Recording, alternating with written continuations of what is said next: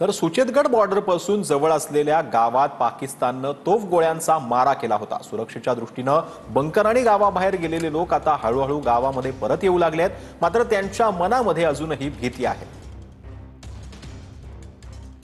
भारत पाकिस्तान युद्धाला सुरुवात झाली तेव्हा ही सगळी लोक जी आहेत ती या बॉर्डर पासून गावाच्या अगदी आतमध्ये म्हणजे खूप किलोमीटर आतमध्ये ती गेलेली होती। सुरक्षेच्या कारणास्तव त्यांना शिफ्ट करण्यात आलेलं होतं, मात्र काही लोक बंकर मध्ये लपलेली होती।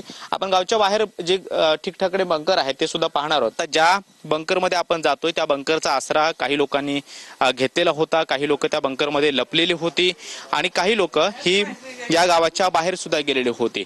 सध्या या बंकर मध्ये गेल्यानंतर आपल्याला कळेल की हे बंकर अगदी खोलवर असणारे हे बंकर आहे आणि या बंकरमध्ये काही लोक लपलेली होती, त्यांनी आसरा घेतलेला होता। त्याचबरोबर सुरक्षेच्या कारणास्तव जी उपाययोजना करता येईल ती सगळी लोकांच्या माध्यमातून करण्यात येते। अशा वेळेला आपण पाहतोय की हे जम्मू जिल्ह्यातल्या अगदी बॉर्डर नजीकचं एक गाव आहे, ज्या गावामध्ये अशा पद्धतीचे बंकर हे गावामध्ये जवळपास 11 बंकर बनल्याचं सांगण्यात येतं आणि या बंकरमध्ये लोकांनी निवारा सुद्धा घेतलेला होता, लोक लपलेली होती।